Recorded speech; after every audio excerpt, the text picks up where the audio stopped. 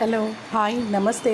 నేను మీ Sai Charitha. Welcome to Sai Charitha gardens. నమస్తే అండి. ఈ మధ్య అంతా ఖాళీ లేక లాంగ్ వీడియోస్ చేయలేకపోయాను. ఈరోజు గార్డెన్లో ఏవేవి ఉన్నాయో అవన్నీ చూసి హార్వెస్ట్ చేసుకుందామని అనుకుంటున్నాను.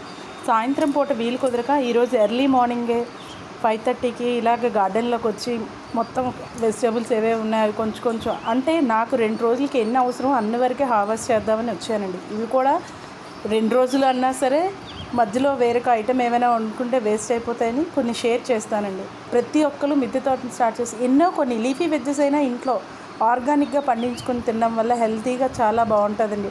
అలాగే గార్డెన్ చూస్తే మనసుకి ఎంతో ఆనందము, హెల్తీ కూడా ఉంటుందండి.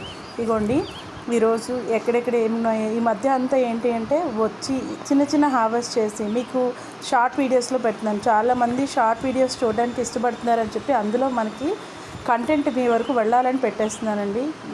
మీకు కనుక ఈ వీడియో నచ్చితే లైక్ చేయండి, షేర్ చేయండి, అలాగే సబ్స్క్రైబ్ చేసుకోండి.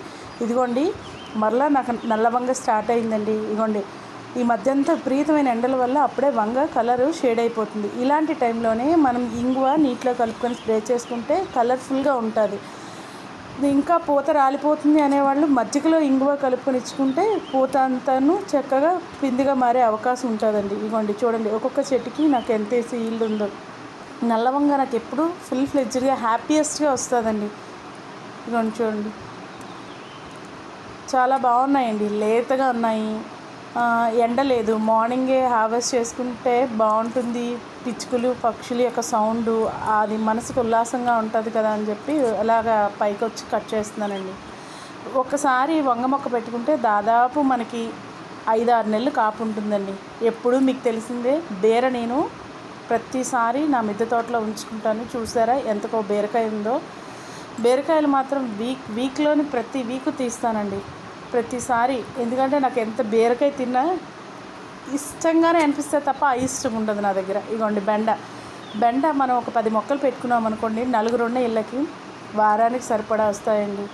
బెండ వచ్చిన 3 రోజులకు హార్వెస్ట్ చేయకపోతే ముదిరిపోతాయండి. నావి కొన్ని ముదిరిపోయినాయి. అగోండి చూడండి గిచ్చుకొని తీసుకుంటున్నాను. ఏవి లేతగా ఉన్నాయి అవి, ముదిరిపోయినవి అయితే విత్తనం కోసం వదిలేసాను. ఇగోండి చూడండి అక్కడక్కడ పెట్టాను బెండ వేరు దగ్గరలో. ఎందుకంటే అన్నీ ఒకే దగ్గర పెట్టుకోవడానికి ఇంకా సెట్ చేసుకోవడానికి నాకు టైం కుదరక సెట్ చేయలేదన్నమాట. ఇదిగోండి చూడండి ఇంత పొట్టిగానే ఉంది కానీ ఇది చాలా లేతగా ఉంది. సన్నజాజులండి మెయిన్ మంచి స్మెల్ వస్తుంది. ఈవినింగ్ టైము మొగ్గలు కోసుకుంటే కనుక మాల కట్టుకోవడం ఈజీ. పూలు విచ్చుకున్నాకంటే సూదితో గుచ్చుకోగలం కానీ మాల కొంచెం రేఖ చాలా డెలికేట్గా ఉంటుంది. కట్టుకునేటప్పుడు కొంచెం జాగ్రత్తగా కట్టుకోవాలి. ఇది కూడా ప్రూనింగ్ చేసుకుంటూ ఉంటే 365 రోజులు గార్డెన్లో సన్నజాజులు ఉంటాయండి. మనకి లేకపోవడం అంటూ ఏమీ ఉండదు. సన్నజాజులు ప్రత్యేకంగా మనం తీసుకోవాల్సిన ప్రికాషన్స్ ఏవి ఉండవు. ఇగోండి ఇంకా బీర ఇవి మొన్నే పాలినేషన్ చేశాను, అవి ఇంకా తీయలేదు. ఇగోండి ఇంకో దగ్గర ఉన్న వంగ మొక్కలు కూడాను అక్కడక్కడ పెట్టానండి. పెట్టినవన్నీ ఈరోజు కొన్ని హార్వెస్ట్ చేస్తున్నాను. ఇంకా తెల్ల వంగ కూడా ఉన్నాయి నాకు గార్డెన్లో, నలిపే కాకుండా తెలుపు కూడా వేస్తున్నాను. ఇంకోండి ఇవి రెడ్ కనకాంబరం చూడండి ఎంత బాగా ఇచ్చుకున్నాయి. ఇదేదో ఫ్రూట్ అనుకొని ఉడితే చీరేస్తుందండి కూడా అండి సాయంకాలం పూటలు వచ్చి. ఇవ్వండి మందారం, మిర్చి అండి. ఇప్పుడిప్పుడే నాకు పూత ఖాతా స్టార్ట్ అయింది. రైతు బజార్లో మిర్చి కొందామంటే కేజీ 100 రూపాయలు చెప్తున్నారు. ఇలాంటి టైంలో మనం గార్డెన్లో తీసుకుంటే ఆశ అబ్బాయ కొనుక్కోక్కర్లేదనే సాటిస్ఫాక్షన్ వస్తుందండి. 100 రూపీస్ పెట్టి కొనుక్కోక్కర్లేదు అమ్మయ్య మన తోటలోనే దొరికాయి అన్న ఫీలింగ్ ఉంటుంది. ఇగోండి ఇది ఒక రకం కనకాంబరం. ఇప్పుడు ఫ్లవర్స్ ఏవి హార్వెస్ట్ చేయట్లేదు, కొంచెం ఈవినింగ్ టైం వచ్చి తీసుకున్నాను. ఆరెంజ్ అండి, ఇది ఏ టైపో, ఇది దబ్బో ఆరెంజో నాకు తెలియదు కానీ లోపల పల్ప్ చాలా బాగుంటుంది. జ్యూస్ చేసుకొని తాగొచ్చు. లెమనేడ్ లాగా దీంతో జ్యూస్ చేసుకొని తాగితే చాలా ఎనర్జెటిక్గా ఉంటుందండి. ఇవ్వండి నాటు గులాబీ,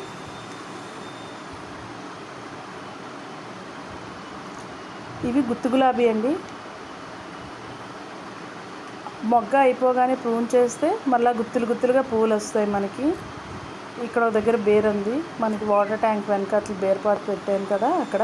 ఇగోండి బెండ మొక్కలు చెప్పాను కదా అక్కడక్కడ పెట్టానండి. ఇగోండి గ్రో బ్యాగ్లో ఒక్కొక్క దాంట్లో ఒక్కొక్క బెండ మొక్క పెట్టానండి. నేనేం చేస్తానంటే ఎండిపోయిన బెండ విత్తనాలన్నీ ఒకే దాంట్లో వేసుకుని తర్వాత మొక్కలు సపరేట్ చేస్తున్నానండి. నేను ఇంకా పైన గిచ్చుకోలేదు, లేదు అంటే బ్రాంచెస్ వస్తే ఇంకా బాగుండేది. చూసారా బెండకాయలు, వంకాయలు, బీరకాయలు వచ్చినాయి. ఇంకా నా గార్డెన్లో తోటకూర ఉంది, గోంగూర ఉంది, ఇదిగోండి ఇక్కడ గోంగూర చూడండి ఎంత పెద్ద చెట్టు అయిందో, ఎంతకో కాకుందో. అలాగే బచ్చల కూర ఉంది, 3 రకాల ఆకుకూరలు ఉన్నాయి. ఇదిగోండి మందారం అండి, మినీ మందారంలో బేబీ పింక్ అనమాట. ఇంకా పువ్వు విచ్చుకొనే లేదు, పొద్దున్నే కదా కోస్తున్నాను, ఇంకా విచ్చుకొనే లేకుండా. ఇది అండి తెల్ల వంగ అండి, ఇది కాశీపట్నం వంగ అంటారు, దీని ముళ్ళు ఉంటాయి అనమాట. ఇది మంచి సదుపాయం చేస్తే 1/4 కేజీ కోట అవుతుంది. ఈ కొమ్మ చూసారా, ఇది కూడా కొమ్మ కట్ చేసి పెట్టుకున్నానండి ఆ రోజు. చూసారా చాలు కదండి, నాకు ఒక 3 డేస్కి సరిపోతాయి. ఆ తర్వాత మిగతా హార్వెస్ట్ చేసుకుంటాను.